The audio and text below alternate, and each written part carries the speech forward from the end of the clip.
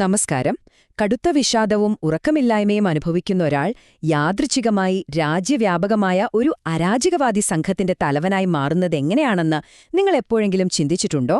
തികച്ചും സിനിമാറ്റിക്കായ മികച്ച ദൃശ്യാനുഭവം നൽകുന്ന ഈ വിശകലനത്തിലൂടെ നമ്മൾ പരിശോധിക്കാൻ പോകുന്നത് വളരെ സങ്കീർണമായ ആ മാനസിക യാത്രയാണ്. നമുക്ക് തുടങ്ങാമല്ലേ? ഇത് നിങ്ങളുടെ ജീവിതമാണ്. അത് ഓരോ മിനിറ്റിലും അവസാനിച്ചുകൊണ്ടിരിക്കുന്നു. കേൾക്കുമ്പോൾ തന്നെ എന്തോ ഒരു പ്രത്യേകത തോന്നുന്നില്ലേ? ഇവിടെ നമ്മുടെ നായകന്റെ ഛിന്നഭിന്നമായ മനസ്സിലേക്കാണ് നമ്മൾ നേരിട്ട് പ്രവേശിക്കുന്നത്. അദ്ദേഹം ഒരു കോർപ്പറേറ്റ് റീകോൾ കോർഡിനേറ്ററാണ്. നിരന്തരമായ വിമാനയാത്രകൾ, അല്പനേരം മാത്രം നീണ്ടുനിൽക്കുന്ന വിരസമായ സൗഹൃദങ്ങൾ, പിന്നെ എല്ലാം മറക്കുന്ന തരത്തിലുള്ള കടുത്ത ഉറക്കമില്ലായ്മ. ഈ ഒരു കെണിയിൽ അദ്ദേഹം ശരിക്കും കുടുങ്ങിക്കിടക്കുകയാണ്. വിഭാഗം 1. ലക്ഷണങ്ങൾ. ഉറക്കമില്ലായ്മയും ശൂന്യതയും. എന്തൊക്കെയായിരുന്നു ആ ലക്ഷണങ്ങളെന്ന് നോക്കാം. ഒരു അരാജകവാദിയുടെ ജനനം മനസ്സിലാക്കാൻ ആദ്യം അറിയേണ്ടത് അയാളുടെ ഉള്ളിലെ ആ ശൂന്യതയെക്കുറിച്ചാണ്. ഈ വിരസമായ ഉപഭോക്തൃ സംസ്കാരത്തിൽ നിന്നും രക്ഷപ്പെടാനാണ് അയാൾ സത്യത്തിൽ ശ്രമിക്കുന്നത്. ഒരു വശത്തു നോക്കൂ, തന്നെ ഐക്യ ഫർണിച്ചർ കാറ്റലോഗുകളിൽ മാത്രം അർത്ഥം കണ്ടെത്തുന്ന ഒരാളാണയാൾ. മനുഷ്യരുടെ ജീവൻ പോലും A*B*C എന്ന കോർപ്പറേറ്റ് കണക്കുകളിലേക്ക് ചുരുങ്ങുന്നു. മറുവശത്തോ 3 ആഴ്ചയായി ഉറങ്ങാത്തതിന്റെ ഭയാനകമായ ശൂന്യതയും ഒരുതരം ഔട്ട് ഓഫ് ബോഡി അനുഭവവും അദ്ദേഹത്തെ വല്ലാതെ വേട്ടയാടുന്നുണ്ട്. വിഭാഗം 2. സപ്പോർട്ട് ഗ്രൂപ്പുകളും മാർലസിംഗറും. ഈ കഥയിലെ വളരെ നിർണായകമായ ഒരു ഘട്ടമാണിത്. ചിന്തിച്ചു നോക്കൂ, സമാധാനമായി ഒന്ന് ഉറങ്ങാൻ നിങ്ങളെന്തു ചെയ്യും? നമ്മുടെ നായകൻ കണ്ടെത്തിയത് വളരെ വിചിത്രമായ ഒരു വഴിയാണ്. തനിക്കില്ലാത്ത രോഗങ്ങളുടെ സപ്പോർട്ട് ഗ്രൂപ്പുകളിൽ പോയി പങ്കെടുക്കുക.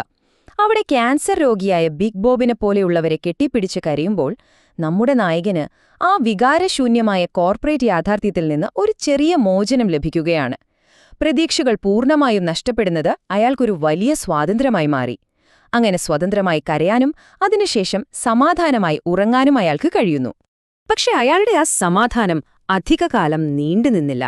മാർല സിംഗർ എന്ന സ്ത്രീയുടെ വരവോടെ എല്ലാം തകിടം മറിയുകയാണ്. അയാളെപ്പോലെ തന്നെ ഒരു രോഗവുമില്ലാതെ ഈ ഗ്രൂപ്പുകളിൽ വരുന്നൊരു വിനോദസഞ്ചാരിയാണവളും.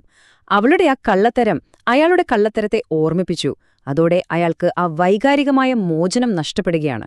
ആ പഴയ ഉറക്കമില്ലായ്മയുടെ നരകത്തിലേക്ക് അയാള് വീണ്ടും വീഴുന്നു. വിഭാഗം 3. ടൈലർ ഡർഡന്റെ കടന്നുവരവ്, ഒരു അതിജീവനമാർഗം. ഇവിടെയാണ് കഥ ശരിക്കും മാറുന്നത്. തികച്ചും അപ്രതീക്ഷിതമായാണ് ഒരു ഗ്യാസ് പൊട്ടിത്തെറിയിൽ അയാളുടെ ഫ്ളാറ്റും സാധനങ്ങളും പൂർണ്ണമായും നശിക്കുന്നത്. ഈ സമയത്താണ് അയാൾ ടൈലർ ഡർഡനെ സമീപിക്കുന്നത്. നായകന്റെ നേരെ വിപരീതമായ വ്യക്തിത്വമാണ് ടൈലറിന്റേത്. നായകൻ നിയമങ്ങൾ അനുസരിക്കുന്ന ഒരു സാധാരണ ജോലിക്കാരനാണെങ്കിൽ ടൈലർ തികഞ്ഞ ഒരു അരാജകവാദിയാണ്. രാത്രികളിൽ തിയേറ്ററിലും വമ്പൻ ഹോട്ടലുകളിൽ വെയിറ്ററായും ജോലി ചെയ്യുന്ന അയാൾ സമൂഹത്തിലെ ഉന്നതരോട് പകരം വീട്ടാൻ രഹസ്യമായി പല കാര്യങ്ങളും ചെയ്യുന്നുണ്ട്. ഒരു ബാറിന്റെ പാർക്കിംഗ് സ്ഥലത്ത് വെച്ച് ടൈലർ വളരെ വിചിത്രമായൊരു ആവശ്യം മുന്നോട്ട് വയ്ക്കുന്നു. എന്നെ ഒന്ന് ശക്തിയായി അടിക്കണം. ഈയൊരാവശ്യം ഇരുവരും തമ്മിലുള്ള വലിയൊരു ശാരീരിക ഏറ്റുമുട്ടലിലേക്കാണ് നയിക്കുന്നത്. സത്യത്തിൽ ഇത് നായകനിൽ വർഷങ്ങളായി അടിച്ചമർത്തിവെച്ചിരുന്ന ദേഷ്യവും മൃഗീയമായ വാസനകളും ഉണർത്തുകയാണ് ചെയ്യുന്നത്. ആ ചെറിയ അടിപിടി പെട്ടെന്ന് തന്നെ കർശനമായ നിയമങ്ങളുള്ള ഒരു രഹസ്യ കൂട്ടായ്മയായി മാറുന്നു. ഫൈറ്റ് ക്ലബിനെക്കുറിച്ച് സംസാരിക്കരുത് എന്നതടക്കമുള്ള നിയമങ്ങൾ. ബാറുകളുടെ നിലവറകളിൽ അവർ ഒത്തുകൂടാൻ തുടങ്ങി. കോർപ്പറേറ്റ് ലോകത്ത് സ്വയം നഷ്ടപ്പെട്ട പുരുഷന്മാർക്ക് ഒളിച്ചിരിക്കാനും തങ്ങളുടെ ദേഷ്യം പ്രകടിപ്പിക്കാനുമുള്ള ഒരിടമായി ആ നിലവറകൾ മാറി. സത്യത്തിൽ ഇവിടെ ജയമോ തോൽവിയോ ഇല്ല. ഔദ്യോഗിക ജീവിതത്തിലെ മുഖമൂടികൾ വലിച്ചെറിഞ്ഞ് ഈ പുരുഷന്മാർ സ്വയം നശിക്കുന്നതിലൂടെ ഒരുതരം ആത്മീയ ശാന്തി കണ്ടെത്തുകയാണ് ചെയ്യുന്നത്. ജിമ്മിൽ പോയി ഉണ്ടാക്കിയെടുത്ത ആകാരവടിവുള്ള ശരീരങ്ങൾ അവർ തകർന്ന പല്ലുകൾക്കും ഒടിഞ്ഞെല്ലുകൾക്കും പകരം നൽകുന്നു. അവർക്ക് വേണ്ടത് ആ വേദനയും അതിലൂടെ ലഭിക്കുന്ന സമാധാനവുമാണ്. വിഭാഗം 4. തീവ്രവാദവൽക്കരണം അഥവാ പ്രോജക്ട് മേഹേമിന്റെ ജനനം. ആ നിലവറകളിലെ അടിപിടികളിൽ നിന്നുള്ള സമാധാനം അധികകാലം നീണ്ടുനിന്നില്ല. വെറുമൊരു ഫൈറ്റ് ക്ലബ് എങ്ങനെയാണ് അതിവേഗം ഒരു വലിയ അരാജകവാദി സംഘമായി മാറുന്നതെന്ന് നോക്കൂ. ദേഷ്യവും നിരാശയുമുള്ള ആ തലമുറയെ ടൈലർ വളരെ ബുദ്ധിപൂർവ്വം ഒരു ആയുധമാക്കി മാറ്റുന്നു.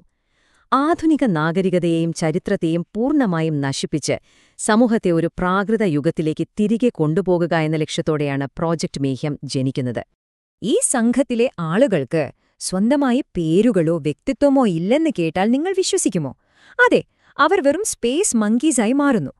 സ്വന്തം വിരലടയാളങ്ങൾ വരെ കത്തിച്ചു കളയുന്ന അവർ ടൈലർ പറയുന്ന എന്ത് കാര്യവും ചോദ്യം ചെയ്യാതെ ചെയ്യാൻ തയ്യാറുള്ളവരാണ്. തികച്ചും സൈനികമായ നിയമങ്ങളിലൂടെയാണ് അവർ പ്രവർത്തിക്കുന്നത്. മൃഗങ്ങളുടെ കൊഴുപ്പിൽ നിന്ന് സോപ്പുണ്ടാക്കി അതിൽ നിന്നും നൈട്രോഗ്ലിസറിൻ എന്ന സ്ഫോടക വസ്തു അവർ നിർമ്മിക്കുന്നു. അവരെ അടിമകളാക്കി വെച്ചിരിക്കുന്ന വമ്പൻ സാമ്പത്തിക സ്ഥാപനങ്ങളെ പൂർണ്ണമായും തകർക്കുക എന്നതാണ് അവരുടെ ഒരേ ഒരു ലക്ഷ്യം. വിഭാഗം 5. തിരിച്ചുവരവില്ലാത്ത പാത. അവന്റെ പേര് റോബർട്ട് പോൾസൺ. പോലീസുമായുള്ള ഒരു ഏറ്റുമുട്ടലിൽ തന്റെ പഴയ സപ്പോർട്ട് ഗ്രൂപ്പ് സുഹൃത്തായ ബിഗ് ബോബ് കൊല്ലപ്പെടുന്നു. അതോടെ കാര്യങ്ങൾ കൈവിട്ടുപോയെന്ന് തിരിച്ചറിയുന്ന നായകൻ ഈ പ്രോജക്റ്റ് അവസാനിപ്പിക്കാൻ തീവ്രമായി ശ്രമിക്കുന്നുണ്ട്. പക്ഷേ ആ സംഘം അയാളുടെ നിയന്ത്രണത്തിന് അപ്പുറത്തേക്ക് വളർന്നിരുന്നു. മരിച്ച ബിഗ് ബോബിന്റെ യഥാർത്ഥ പേര് അവർ ഭ്രാന്തമായി ഏറ്റുവിളിക്കാൻ തുടങ്ങുന്നു. ഒരു രക്തസാക്ഷിയെ സൃഷ്ടിക്കുന്ന ഭയാനകമായ നിമിഷമാണിത്. രാജ്യത്തെ നൂറുകണക്കിന് നഗരങ്ങളിലെ നിലവറകളിൽ ഈ മന്ത്രം അലയടിക്കുകയാണ്. താൻ കൂടി ചേർന്ന് നിർമ്മിച്ച ഈ വലിയ നശീകരണ യന്ത്രത്തെ ഇനി തടയാൻ തനിക്ക് കഴിയില്ലെന്ന് നായകൻ വളരെ വേദനയോടെ തിരിച്ചറിയുന്നു. പ്രോജക്റ്റ് മെയ്ഹമിലെ അംഗങ്ങൾക്ക് സ്വന്തം പേര് തിരികെ ലഭിക്കുന്നത് അവർ മരിക്കുമ്പോൾ മാത്രമാണ്. ഭയാനകമായ ഈ യാഥാർത്ഥ്യം നായകനെ ശരിക്കും ഞെട്ടിക്കുന്നുണ്ട്. ഈ ഭ്രാന്തൻ കളികൾ എങ്ങനെയും അവസാനിപ്പിക്കണം. അതിനായി അയാൾ ടൈലർ ഡർഡനെ അന്വേഷിച്ച് യാത്ര തിരിക്കുകയാണ്. വിഭാഗം 6. രോഗനിർണയം, 2 മനസ്സുകൾ, ഒരു ശരീരം. ഇവിടെയാണ് നമ്മളെ ഞെട്ടിക്കുന്ന ആ വലിയ ട്വിസ്റ്റ് വരുന്നത്. രാജ്യത്തുടനീളം ടൈലറിനെ അന്വേഷിച്ചുള്ള യാത്രയിൽ എവിടെ ചെന്നാലും ബാറുകളിലെ ആളുകൾ നായകനെ ടൈലർ ഡർഡൻ എന്ന് വിളിക്കാൻ തുടങ്ങുന്നു. അപ്പോഴാണ് സങ്കൽപ്പിക്കാൻ പോലും കഴിയാത്ത ആ വലിയ സത്യം അയാൾ മനസ്സിലാക്കുന്നത്. അതെ, താനും ടൈലർ ഡർഡനും വേറെ വേറെ ആളുകളല്ല, രണ്ടുപേരും ഒരാൾ തന്നെയാണ്. നായകന്റെ ജീവിതത്തിലെ ആ വലിയ നിരാശകളും കോപവും നേരിടാൻ അയാളുടെ തന്നെ മനസ്സ് സൃഷ്ടിച്ച മറ്റൊരു വ്യക്തിത്വമായിരുന്നു ടൈലർ ഡർഡൻ എന്നത്. നായകൻ ഉറങ്ങുകയാണെന്ന് കരുതുന്ന സമയങ്ങളിൽ അയാളുടെ ശരീരത്തിന്റെ നിയന്ത്രണം ടൈലർ ഏറ്റെടുക്കുകയും ഉപഭോക്തൃ സംസ്കാരത്തോടുള്ള ദേഷ്യവും മാർലിയോടുള്ള പ്രണയവുമെല്ലാം യാതൊരു മറയുമില്ലാതെ പ്രകടിപ്പിക്കുകയും ചെയ്തു. ഒടുവിൽ ഈ പോരാട്ടം അവസാനിക്കുന്നത് അവർ ലക്ഷ്യം വെച്ച 191 നിലകളുള്ള പാർക്കർ മൊറിസ് കെട്ടിടത്തിന്റെ മുകളിലാണ്. സ്വന്തം വായിലേക്ക് തോക്കു ചൂണ്ടി നിൽക്കുന്ന നായകൻ തന്റെ തന്നെ മറ്റൊരു വ്യക്തിത്വമായ ടൈലറുമായി നിയന്ത്രണത്തിനായി പൊരുതുന്നു. അതിഭീകരമായൊരു കാഴ്ചയാണത്. താഴെ കെട്ടിടം തകർക്കാനുള്ള ബോംബിന്റെ സമയം കുറഞ്ഞുവരികയാണ്. അതെ, ആ കെട്ടിടങ്ങൾ തകർന്നു വീഴാൻ തുടങ്ങുമ്പോൾ സ്വന്തം മനസ്സിന്റെ തന്നെ തോക്കിൻകുഴലിൻ മുന്നിൽ നിൽക്കുന്ന നായകനെയാണ് നമ്മൾ അവസാനം കാണുന്നത്. ഈ ദൃശ്യവിശകലനം നമ്മളിലൊരു വലിയ ചോദ്യം ബാക്കിയാക്കുന്നു. നമ്മുടെ ദൈനംദിന ജീവിതത്തിന്റെ ചട്ടക്കൂടുകൾ നമ്മളെ ശ്വാസം മുട്ടിക്കുമ്പോൾ നമ്മൾ പോലും അറിയാതെ നമ്മുടെ ഉള്ളിലെ ഇരുണ്ട പതിപ്പുകൾ പുറത്തുവരാൻ കാത്തിരിപ്പുണ്ടാകുമോ? ചിന്തിക്കേണ്ട കാര്യം തന്നെയാണല്ലേ?